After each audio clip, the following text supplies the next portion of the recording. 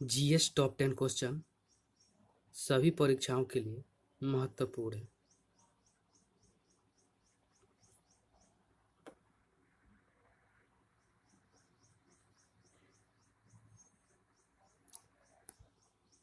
मानव धातु के हथियारों का प्रयोग करता था।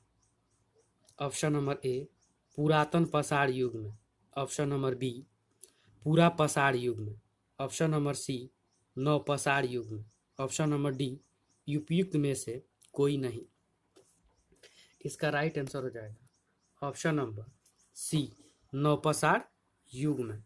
नवपसार युग में ताम्र पसारी काल में मानव धातु के हथियारों का प्रयोग करता था। नवपसार काल में धातु का प्रयोग होती थी, जैसे तांबा का। इस काल में मनुष्य तांबा और तथा पत्थर दोनों के औजार का प्रयोग करता था। तांबा का प्रयोग औजार कुल्हाड़ी के रूप में सर्वप्रथम लगभग 5000 बीसी में किया गया था। पूरा पसार काल में मुख्यतः पत्थर से बने औजार का प्रयोग होता था। इसी समय आग का आविष्कार हुआ था। पहिए का आविष्कार नव पसार काल में हुआ था। पूर्व पसार युग में मनुष्य के जीविका का मुख्य आधार था शिकार करना और खाना।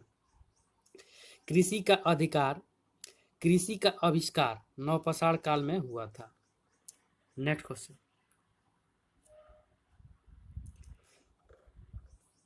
मिस्र की सभ्यता विकसित हुई थी। ऑप्शन नंबर ए गंगा नदी की घाटी में, ऑप्शन नंबर बी दजला फरात नदियों की घाटी में, ऑप्शन नंबर सी हांगो नदी की घाटी में, ऑप्शन नंबर डी नील नदी की घाटी में। इसका राइट आंसर हो जाएगा ऑप्शन नंबर डी नील नदी की घाटी में। नील नदी की घाटी में मिस्र की सभ्यता विकसित हुई थी। विश्व की सबसे प्राचीन सभ्यता मेसोपोटामिया सभ्यता जो दजला फरात नदियों की घाटी में स्थित है। विश्व की सबसे प्राचीनतम सभ्यता मिस्र की सभ्यता है। विश्व की तीसरी सबसे प्राचीनतम सभ्यता सिंधु घाटी की सभ्यता है। मेसोपोटामिया एवं मिस्र की सभ्यता ग्रामीण सभ्यता थी। Next question,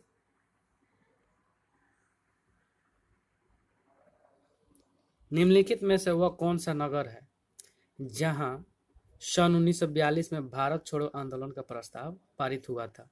option number A Allahabad, option number B Bithoor, option number C Kanpur, option number D Mumbai. इसका राइट आंसर हो जाएगा ऑप्शन नंबर डी मुंबई में। मुंबई में सन 1942 का भारत छोड़ो आंदोलन शुरू हुआ था। 8 अगस्त 1942 को भारत छोड़ो आंदोलन शुरू हुआ था। इस आंदोलन का कोई नेता नहीं था। यह पहला ऐसा आंदोलन था जो नेता विहीन आंदोलन था।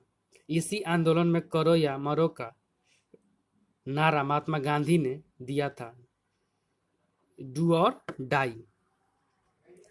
नेक्स्ट क्वेश्चन, भारत में स्थानीय स्वायत्त शासन को किसने प्रोत्साहित किया था। Option number A Lord Mayo ने, option number B Lord Lytton ने, option number C Lord Canning ने, option number D Lord Ripon ने। इसका राइट आंसर हो जाएगा option number D Lord Ripon ने। लॉर्ड रिपन ने भारत में स्थानीय स्वायत्त शासन को प्रोत्साहित किया था। इसने 1884 में स्थानीय स्वायत्त स्वशासन की शुरुआत किया था। इसने 1882 में वर्नाकुलर प्रेस एक्ट को समाप्त किया था। सिविल सेवा में प्रवेश पाने के लिए आयु 19 वर्ष से बढ़ाकर 21 वर्ष किया था। एफ नाइटेंगल ने इसे भारत के उद्धारक की संज्ञा दिया था। लॉर्ड लिटन इसने वर्नाकुलर प्रेस एक्ट लाया था।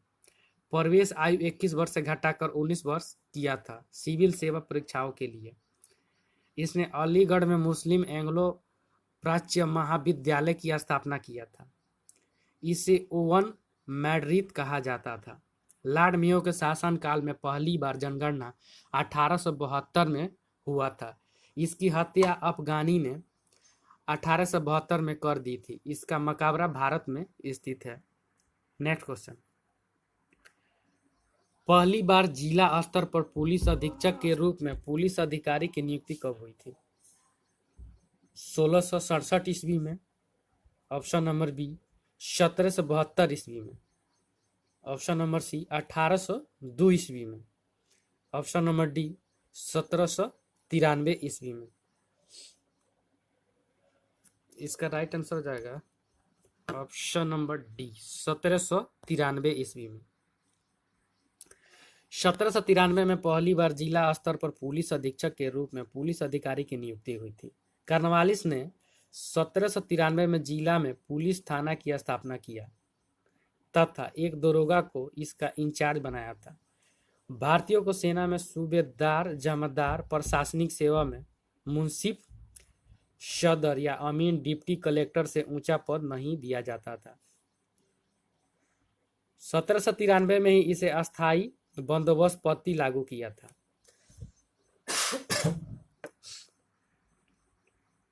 नेक्स्ट क्वेश्चन, सोने के आभूषण बनाते समय उनमें कौन सी धातु मिलाई जाती है? Option number A zinc, option number B तांबा, ऑप्शन नंबर सी चांदी, ऑप्शन नंबर डी प्लेटिनम। इसका राइट आंसर हो जाएगा ऑप्शन नंबर बी तांबा को मिलाया जाता है। तांबा मिलाया जाता है आभूषण बनाते समय। शुद्ध सोना 24 कैरेट का होता है। इसमें 22 भाग स्वर्ण तथा 2 भाग तांबा मिला होता है। 20 कैरेट स्वर्ण में 20 भाग सोना तथा 4 भाग तांबा मिला रहता है। रोल्ड गोल्ड में 0% सोना रहता है। इसमें 90% तांबा और 10% एल्युमिनियम रहता है। आयरन पायराइट्स को बेवकूफ़ों का सोना या झूठा सोना कहा जाता है। शुद्ध सोने का आभूषण नहीं बनता है क्योंकि ये भंगूर होता है और ये टूट जाता है। नेक्स्ट क्वेश्चन, कैल्शियम अथवा मैग्नीशियम के सल्फेटों के कारण पानी में उत्पन्न अस्थायी कठोरता दूर की जाती है। ऑप्शन नंबर ए सल्फोनेट विधि से, ऑप्शन नंबर बी नाइट्रेट विधि से, ऑप्शन नंबर सी जियोलाइट विधि से, ऑप्शन नंबर डी इनमें से किसी विधि से नहीं। इसका राइट आंसर हो जाएगा ऑप्शन नंबर सी जियोलाइट विधि से। जियोलाइट विधि से पानी में उत्पन्न कठोरता या कैल्शियम या मैग्नीशियम के सल्फेट के कारण होती है को दूर किया जा सकता है।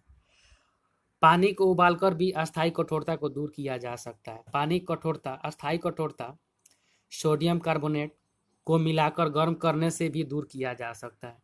सोडियम कार्बोनेट को मिलाकर गर्म करने पर और अस्थायी कठोरता भी दूर किया जा सकता है। नेक्स्ट क्वेश्चन, वह पदार्थ जिसकी कमी से डिहाइड्रेशन होता है। ऑप्शन नंबर ए नमक की कमी से, ऑप्शन नंबर बी खून की कमी से, ऑप्शन नंबर सी पानी की कमी से, ऑप्शन नंबर डी लवण की कमी से।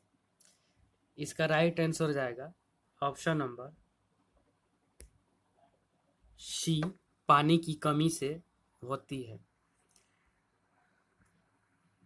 पानी की कमी से डिहाइड्रेशन होता है। डिहाइड्रेशन में रोगी को ओआरएस का घोल पिलाया जाता है। ओआरएस का फुल फॉर्म होता है ओरल रिहाइड्रेशन सॉल्यूशन।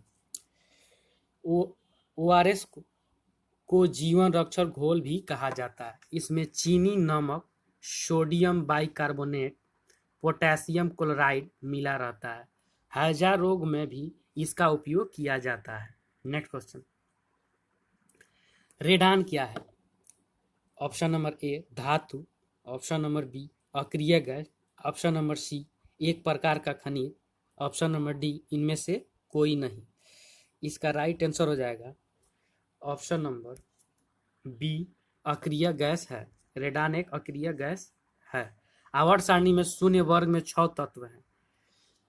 इसे उत्कृष्ट या नोबेल या अक्रिय गैस या निष्क्रिय गैस कहा जाता है, जैसे helium, neon, radon, argon, xenon और क्रिप्टॉन है। अक्रिय गैस की खोज लोकियर के द्वारा किया गया था। रेमजे और रेले ने भी अक्रिय गैस की खोज किया था। इस गैस को दुर्लभ गैस भी कहा जाता है। रेडान को छोड़कर सभी अक्रिय गैस वायुमंडल में पाई जाती है। नेक्स्ट क्वेश्चन,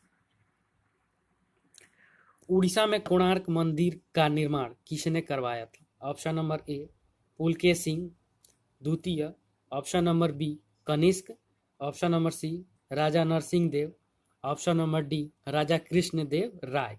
इसका राइट आंसर हो जाएगा ऑप्शन नंबर सी राजा नरसिंह देव ने। राजा नरसिंह देव ने कोणार्क मंदिर का निर्माण करवाया था। यह भारत का सबसे बड़ा सूर्य मंदिर है। यह उड़ीसा राज्य में स्थित है। इसे ब्लैक पैगोडा के नाम से भी जाना जाता है। विठल स्वामी मंदिर का निर्माण कृष्णदेव राय ने करवाया था।